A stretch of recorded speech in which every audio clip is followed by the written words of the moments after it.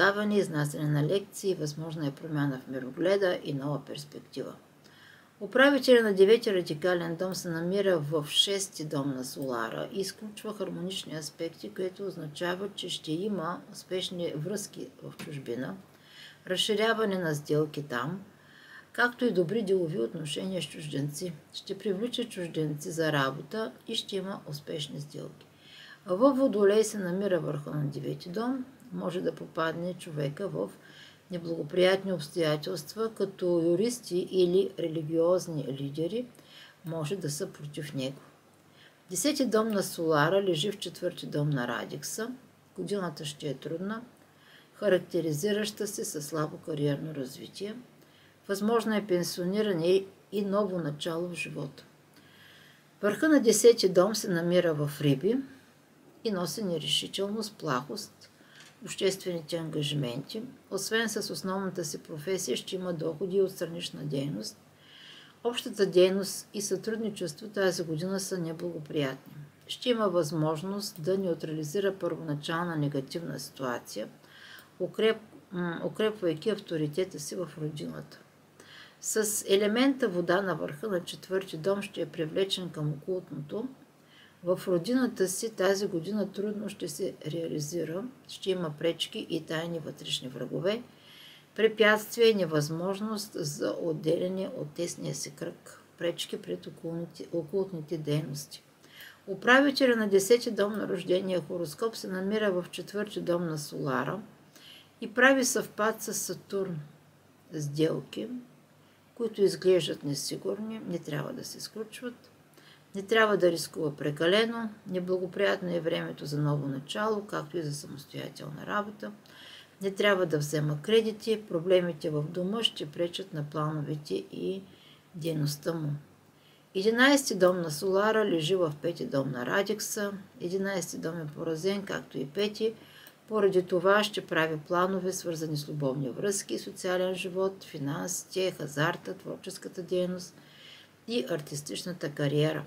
Надява се на децата си, на раждането на ново дете, на друго дете, а поради напрегнати аспекти, плановете за дете, разцвет на кариерата и творческата дейност ще бъдат в застой. Хазартна дейност ще му носи загуби. Върха на 11-ти рожден дом се намира в Дева. Приятели може да го подведат и предадат. Има опасност да бъде въвлечен в авантюра, която противоречи на правилата на организацията, в която участва или членува, каквато е да е тая организация. Протекции от високопоставени личности няма да помогнат, а ще навредят, ще е много нервен, критичен, заедлив, ще го дразни и най-дребната неточност. Ще се меси в чужди работи, ще пречи, няма да спазва правилен режим на хранене, поради което хронични болести ще се изострят. 12-ти дом на Слънчевата революция лежи в 7-ми дом на радикалния хороскоп. Проблеми с съпругата или други партньори, скандали, къвги, болезнено възприемане на всичко, свързано с партньорството. Скрити тревоги относно съпругата завладяват човека, възможни са тайни афери на съпругата или партньорите. Възможно е заразяване със сериозно заболяване чрез различни контакти, притеснения относно публична дейност, липса на популярност. Отново се подчертава опасност от края на публичната дейност, края на кариерата и самотен начин на живот. Тази позиция на двата дома е неблагоприятна и за широка комуникация, публични изяви, връзки с масите и провеждане на съдебни производства. Благоприятни ще са само контактите, свързани с тайни дейности и окултни практики. Не е изключено тайните на човека да излязат наяве и да станат обект на обсъждане и обвинения. Върха на 12-ти соларен дом се намира в Телец, тревоги, неудовлетвореност с любовта и финансите, скрита ревност, подозрения, материални загуби заради странична връзка. Сега ще разгледам планетите в домовете и техните аспекти. Слънцето е в 4-ти дом на Слънчевата революция. Прави съвпад с Сатурн от наталната карта и квадратура с Луна от соларната карта. Имуществени въпроси, проблеми с недвижими имоти, собственост и земя трудно ще се разрешат. Финансовото състояние няма да се подобри чрез тези аспекти. Семейните проблеми и тревоги, конфликти в семейството са силно изразени. Възможно е частично или пълно оттегляне от семейството, така че съпрузите да живеят отделно в два различни дома. Означава още дълбоко потапяне в семейните традиции, окултните въпроси.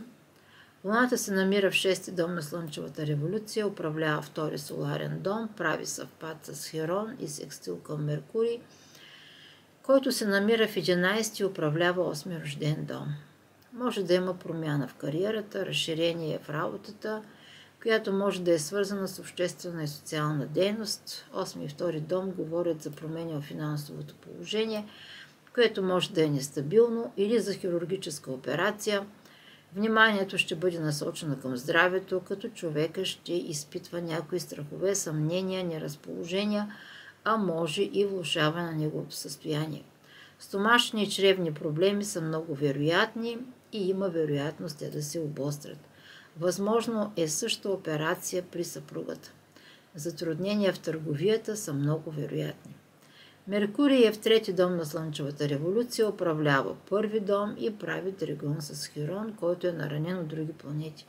Ще иска да се обучава чрез курсове, ще има промяна в социалния му кръг, като ще търси интересни и полезни познанства, ще са на лице пътувания, свързани с обучение и кореспонденция, бизнес преговори и изключване на споразумения. Венера във 2-ри дом на Слънчевата революция управлява 12-ти и 5-ти дом, като не прави напрегнати аспекти с никоя планета. Леко подобрение ще има в финансовото положение на човека, има възможност за спестяване през тази година, повишен интерес към материалната страна на живота и загриженост за паричните въпроси. Опозицията на Венера към 8-ми дом може да показва големи разходи и загуби, често с криминален характер. Разходите включват облекло, бижута и козметика и те са свързани с жени, с които ще има тайни, по-точно несериозни любовни връзки. Марс е в 5-ти дом на революцията, управлява 6-ти и 11-ти дом, образува тал квадратура с соларния Юпитер, който пък се намира в 1-ви дом, 1-ви соларен дом и управлява 7-ми, и наталната Лилит, която се намира в 6-ти дом, в съвпад с северния възел и съответно южния лунен възел прави съвпад с Прозерпина, южния и Нептун. Възможно е да се извърши действие, което в последствие би могло да доведе до разпадане на романтична връзка, склонност към изневяра, смяна на партньори, непостоянни, неангажиращи връзки, склонност към забавления, хазарт, финансови спекулации, спорт, социален живот, удоволствие и неочаквани действия. Желание за творческа работа, представления, шоу-програми, артистични дейности, както и обучение и дисциплиниране на своите деца. Сложни взаимоотношения ще има с децата си, които може да излезнат извън контрол. Тези взаимоотношения. Възможни са проблеми или опасност за тях. При негативни аспекти към Марс трябва да се избягват рискови финансови сделки и хазарт. Податливост ще има към простудни заболявания и възпалителни процеси, увреждане на здравето, смяна на работата по собствено желание, което няма да донесе нищо добро. Юпитер е в 1-ви дом на Слънчевата революция, управлява 7-ми дом и е част от тал квадратура, за която вече споменах.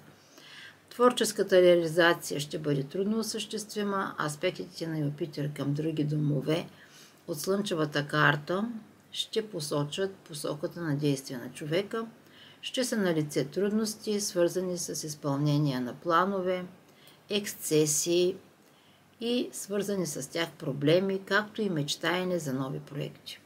Сатурн в 10-ти дом на Слънчевата революция управлява 8-ми дом, прави съвпад с Нептун Ще има препятствия при постигане на житейските цели, трудности при постигането на каквото и да било. За да постигне нещо, трябва да преодолее определени изпитания. Годината е неблагоприятна за кариерно и професионално израстване или постигане на висока социална позиция. И разбира се, е изключително неблагоприятна за обществена и ръководна дейност. Ще са на лице много дългове, които трябва да се плащат. Ще има неприятности, свързани с спекулации и наследство. Въпреки трудностите, в човека присъства известна стабилност, целеустременост, бавно, но сигурно движение към целта. Възможни са проблеми в семейните и любовни отношения. Ще са на лице през годината както професионални грешки и неприятности, така и здравословни и финансови проблеми.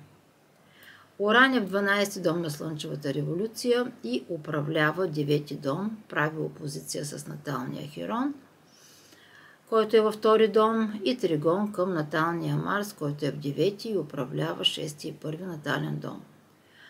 Прави също така хармонични аспекти с соларните планети Плутон и съвпада Сатурн-Нептун. Може да има конфликти с определен човек или да извършва тайни криминални действия, нападения срещу този човек, изнудвания и заплахи, като подобна дейност може да се случва съвместно с единомишленици или приятели, които се занимават с тайни дейности. Възможна е миграция или връзка с определени мистериозни личности, носещи нещастие. Годината за него ще бъде неприятна, болезнена и мъчителна, ще носи скръб и разочарование. За Нептун в 10-ти дом на Слънчевата революция ще допълни още, че трудно ще се случи каквото и да било повишение, напредък и свързаното с това подобрение на финансовото и социално положение, нестабилност на работното място, на лице ще са много заблуди относно поставените цели и тяхното осъществяване. Нептун е в 10-ти дом, в напрегнати аспекти, много често показва загуба на перспектива в живота. Човекът живее в илюзии за успех, като преувеличава своите способности. Покровители няма да му помогнат, а ако все пак има някаква помощ, тя ще е недостатъчна и неудовлетворителна или ще има само обещания за помощ. Финансовата подкрепа също е трудна за получаване. Годината е неблагоприятна за политическа обществена работа. Лидерска позиция ще бъде невъзможно да се постигне. Очакват се